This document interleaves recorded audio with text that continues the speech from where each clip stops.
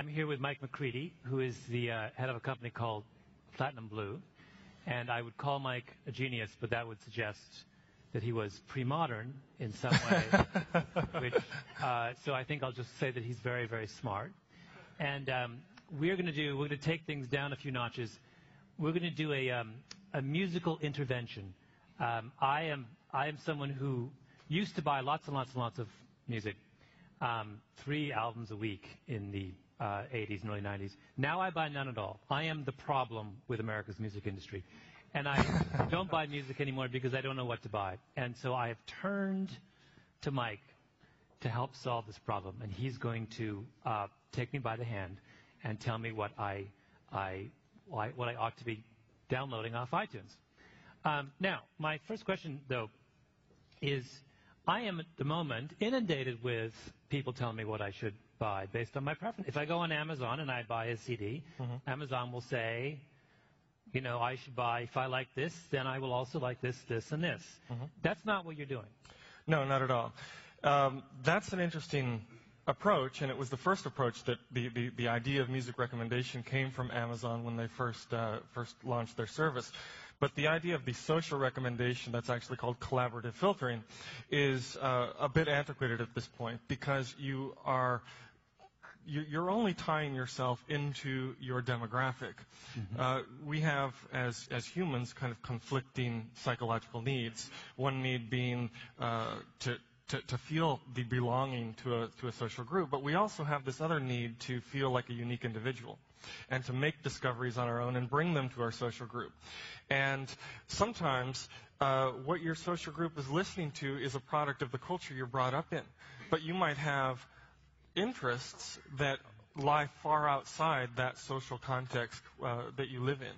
So by looking at the mathematical relationships in the music, or by looking at some of the mathematical patterns in songs that you like, we're able to find very diverse music on some occasions that you back up for a moment. So on Amazon, they're doing a very simple algorithm which says people who bought what you buy also bought this. You're doing something wholly different, which is you're actually examining on a mathematical basis the structure of songs. Is that? We're adding that component, yes. We do incorporate some of the social context as well as the content. So describe to me. So when a computer analyzes a song mathematically, what does that mean? We have a program, and there's a lot of this research going on in many different places. We're associated with several different research institutes. One of them is Barcelona Music and Audio Technologies. We have this thing that we call the Music X-ray, and it's a program that's able to analyze an audio file digitally and break it down into about 30 different components. Many of them have musical terms like melody, harmony, beat, tempo, rhythm, octave, pitch, and some of them are more frequency and technical term-based.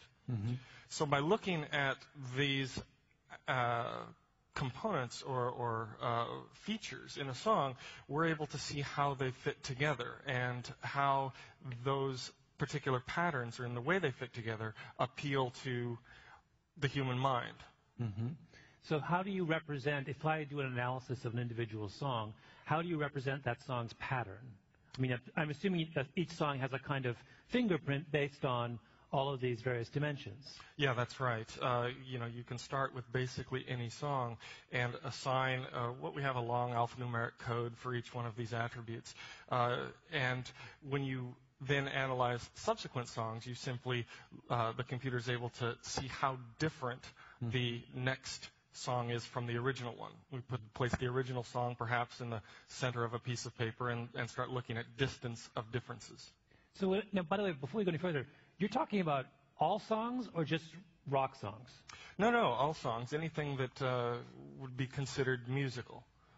So what we have is a kind of universe of songs that are grouped according to these. Yeah, if I look into here, if each one of these dots represents a song, there would be millions of songs in the universe. Today we have about 10 million songs available for legal download at the click of a mouse. So the problem becomes how to find the needles in the haystack, the songs that you're going to like. Our company gained a lot of recognition in the beginning because of the work that we were doing in hit prediction. We were helping and continue to help major labels and Grammy-winning producers and artists determine which songs they're going to release as a single, because the single is the showcase window for the album, and hopefully it helps artists have long careers. So we began analyzing this entire music universe, and we got curious about what hit songs have in common with each other. So we removed from this universe all of the songs that... So this universe right here represents how many songs? I mean, on this slide, there are, thousands of dots, but, it could be 10 million songs. We've run through the computer, I think, to date, several million, so not 10. You pull out the non-hits, and what happens? Pull out the non-hits, and what you're left with are about 60 of these clusters all throughout the universe. We would say mainstream audiences tend to lock into very particular and certain mathematical patterns. So if we take a close-up view of what 3 of those clusters might look like, it would look something like this. What we do is we take a 12-song album of a new artist, perhaps, who's releasing. We analyze the 12 songs on the album and then simply overlay them on top of the already pre-existing hit clusters. So you could tell how close a candidate song is to a known hit cluster. That's right. The song, what we don't look at, the computer can't tell you if the song sounds and feels like a hit or if you're going to promote it appropriately. But what we can tell you is that the songs that fall outside of these hit clusters, like the ones up here on the top, no matter how much they sound and feel like hits, no matter how effectively you promote them, unless there's just some overriding reason that they're going to be hits anyway, it's the song to a blockbuster movie, they're probably not going to perform well in the market. And about 90% of the songs that music labels release and promote are songs that someone feels sound and feel like hits, but then they don't perform in the market. So you've got how many hit clusters? There are about 60 in any given market. You're saying that if you look at the top 10 songs at any given moment on the popular music charts, chances are overwhelming that every one of those hit songs will fall into one of 60 mathematical patterns. Chances are overwhelming. We'd say about 80 to 85%. There are songs that occasionally become hits that don't conform to these patterns, but you can almost always pinpoint the reason the song became a hit. Yeah. It was Eminem's next release when he was at the top of his career, or, like I said, the next Coca-Cola ad campaign song that's just pounded into you to the point of, okay, I give up, I like it. Yeah. Yeah. We're going to get to me in a moment, but let's just explore this for a moment, because I think this is an interesting way of understanding it. If I have a song, say I'm Malcolm and I record my first rap song, which is about, the Journal of Social Psychology or something, and we discover that I am far from a hit cluster, as one might imagine. Can you get me into the hit cluster? We can go into the studio, and while we try to really stay away from the artistic integrity of the creative process, we can help the producer. For the sake of argument, I have none. Well, then sometimes with the producer, yes, we can make tweaks to the mix and to the production that will get you closer to the cluster. It's hard to make very dramatic changes because so much does come down to, you can imagine that the most important attributes in any song are, at least in the Western world, are beat and melody. But how much more important are those than chord progression or sonic brilliance or cadence and so forth? And that's really the secret sauce of what we've been able to do. We've come up with this observational tool. I get hate mail occasionally from people who are thinking, you're bringing technology into art. But in reality, we've just developed this observational tool that's observing a phenomena that occurs naturally. And by having that information, business can use it to make better decisions or place better bets. What's interesting about this is the notion that you're saying that a hit song then has a certain kind of underlying integrity. That is to say, hits aren't hits because they're marketed aggressively or because they're done by someone who's famous or because they're shown a lot on MTV, or they are also hits because they tap into some fundamental underlying mathematical pattern that is pleasing to the human mind. That's what you're saying? Yeah, I think it's, you do need it to be promoted. You do need to get it out there in order for it to be enjoyed. But 9 out of 10 songs that are promoted in the U.S. market, it can cost $1 million to promote a single. But 9 out of 10 of those songs don't give a return on the investment, they don't chart, and executives at the labels are left scratching their heads wondering what they did wrong. Mm-hmm. They didn't do anything wrong. They just didn't have this information that they can't hear with their ears, but we're now able to see with machines. So you must do this a lot at this point. Have you trained your own ear to be able to recognize which songs fall in which clusters? That is to say, is this kind of thing transparent, or is it really only the computer that can see whether something is at the center of a... It's really only the computer. Like, in the same way the X-ray shows the doctor his patient or her patient in a way that they couldn't see it before. The music X-ray allows us to see our music in our market in a way that we couldn't see it before. Mm-hmm. And if you could train your ear to do what the computer's doing, I guess we would have something that was really revolutionary in terms of some information, but we couldn't really build a business upon it, which is what we're doing now. Yeah. Although we lack sometimes investors with this kind of vision for the applications of this kind of technology. You might want to just go upstairs. I understand they're quite anxious to find things like this. But show me the door. So I can see the clear implications of this for hit prediction. I'm a record label. I've got an album coming out. I can bring you in, and you can work with the producer and tweak some stuff, and you can choose the song on the album that you think has the greatest chance of becoming a hit. That makes sense to me. Now let's talk about the recommendation piece, though. Which before we do that, actually, when you think about these two ideas, one hit prediction, the other one recommendation, where do you think the largest potential market for this technology is? Is this ultimately a... Yeah, well, the hit prediction is our flagship service. It's what people know us for. But the real business opportunity here is in personalized recommendation. If you think about it, making a recommendation regarding a hit song for a mass market is just a little bit different than making a personalized individual recommendation for a person. Mm-hmm. We can look at the mathematical patterns that have mostly been successful in a mass market, but we can also look at the mathematical patterns that, you like. Yeah. That might be completely different. Now, before we get to me, believe me, we will get to me. If we look at a random group of people, and you have those 60 hit clusters, do all of us like songs from all 60 hit clusters, or do most people have a number of clusters that they kind of congregate around? Or most people have a number of clusters they congregate around, and perhaps only a few of them are where hits coincide. Yeah. So how many, for example, how many... The average person would like songs from how many hit clusters? Is it maybe 5? 4 or 5. Oh, I see. Yeah. Have you done this with yourself? Oh, yeah. How many hit clusters do you... I'm probably narrower than most people, actually. 3, 4 are where most of my... At least if I'm listening to hit songs, that's where they come from. I have musical taste that don't fall into hit clusters that I like as well. But I'm frequently embarrassed by the narrowness of my taste. You were a musician at one point. You were in a rock band, right? Yeah, I was. Did the music that you were producing in the rock band coincide with? That is to say, did it fall into the same clusters that you as a human being like? Yes. Oh, that must have been a big relief. Well, yeah. I had a couple of hit songs in Spain where we released it, but I analyzed my album and I should have had 5, so I went back to my record label and.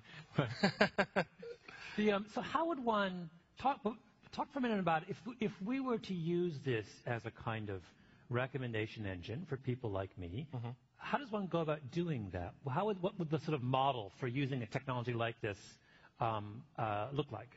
So if we go back to the music universe here and simply say, well, let's identify a song that Malcolm Gladwell likes, and let's say it's not a hit, but it's a song, and we can identify it right there in the middle. Mm-hmm.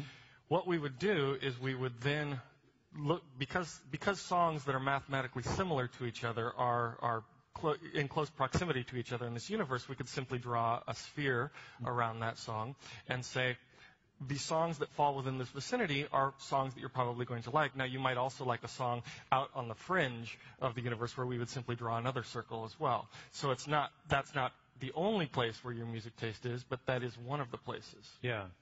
But if there's one song that I say is absolutely my favorite song of all time, mm-hmm. Is it a reasonable assumption that Other songs that you can find that are closest mathematically to my favorite will also be my favorite. That's to say, the closer I am to my favorite with the next one, that one's also going to be one that's beloved. It should be. You should enjoy it. You want to have some context in there. For example, because we are only looking at the mathematical patterns, or if we only look at the mathematical patterns, maybe your favorite song is a composition by Beethoven. Maybe the song right next to it is a song by Avril Lavigne, even though it sounds very different. Maybe you are not going to like a song by Avril Lavigne, no matter who recommends it to you, because of the social connotations that has. But you should. But you should if you listen to it with an open mind. So what we do is we also add this social context into it. We first look for perhaps a related artist that we know socially is maybe appealing to you, and then we would look for a composition by that artist that is mathematically similar to the composition that you suggested you like. There's a kind of pleasing paternalism to this, isn't there? There's a kind of, you may not like this, but it's sort of spinach and a certain. No, I mean that's a horrible way of saying that. But I'm just reminded of things my parents would say. You may not like this now, but trust me, someday you'll thank me later. You'll thank me later. Raw fish is a wonderful thing. Yeah. That kind of. Well, let's do a couple of songs of mine. Sure. Now I realize I paused before I agreed to this because I realized it's deeply revealing and potentially embarrassing to announce your favorite songs to a group of strangers. So just keep that in mind. Let's do a Billy Bragg song. Let's do. How many do you have on your? Do you have a New England? Sure, it's probably in here. So this is a song that I. Oh. Remember, someone saw it. Oh. Find it. A New England, here it is, here on the bottom. Oh, there we go. So this is a song that I adore and have always adored. So you're going to tell me other songs that fall into the same mathematical pattern that I should logically also adore. Okay. All right?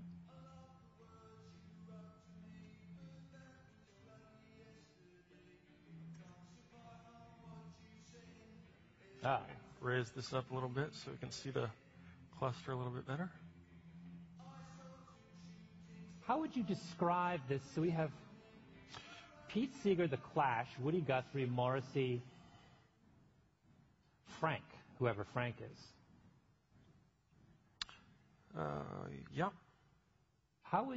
Is there a way of, do you have sort of names of describing these clusters? Like how would one, this particular mathematical pattern says what about? Well, we don't really have names for the clusters. For the hit clusters, we have numbers. Hit 1, 2, 3. But this isn't necessarily a hit cluster.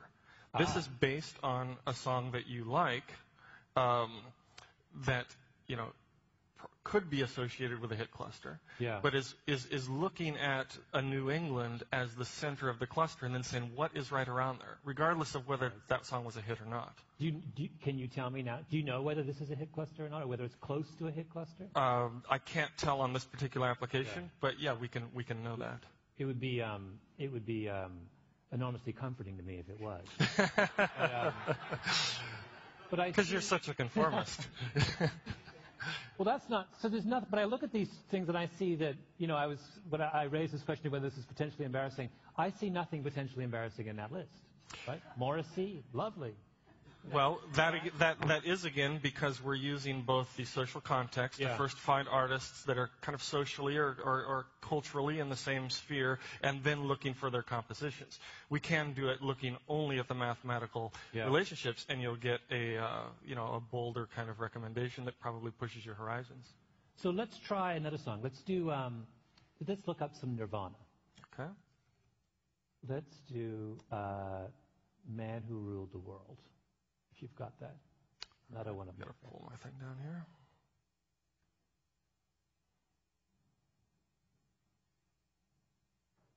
There it is.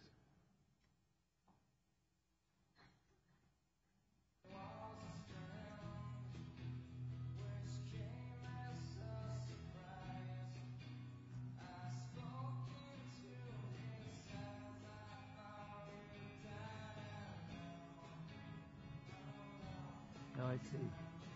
Now, as it turns out, I can begin to see the sort of commercial possibilities here because when I look at that music, I realize I own maybe 2 of those records. Mm-hmm. And if you could tell me, you could almost do a kind of money-back guarantee, I'm assuming, if you had you could say if you don't like it, you get your money. I mean, if I went on a website and sort of typed in these songs I like and you gave me a little list, you're saying from a mathematical standpoint, there is a high statistical likelihood I'm going to... In a sense, we do. We don't provide this service directly to the end user. We provide a back-end solution for the retailer. Yeah. And we tell the retailer if this music search recommendation and discovery tool doesn't increase your sales and give you more satisfied customers, we're not going to charge you the license fee for it.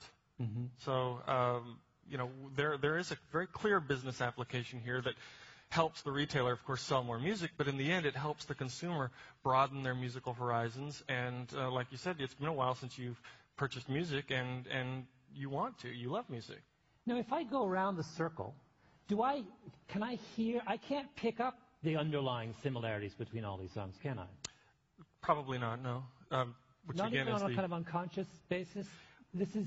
Well, you probably wouldn't think that some of this music would be related to the song that we started with. But you should kind of have an aha feeling when something's recommended to you. Like you said, oh, I own this, but I didn't necessarily think that there was a relationship there. Or, oh, I never really paid attention to that artist before, but now that I'm listening to this song, I guess I do kind of like it. But what's fascinating to me about this is that it gives us an opportunity to separate out the causes for liking, right? So you talked about how there are certain kind of social reasons why we might like a hit song. Everyone's listening to it. It's on the radio. It's sort of first time you heard it, you were in a particular place. It conjures memories.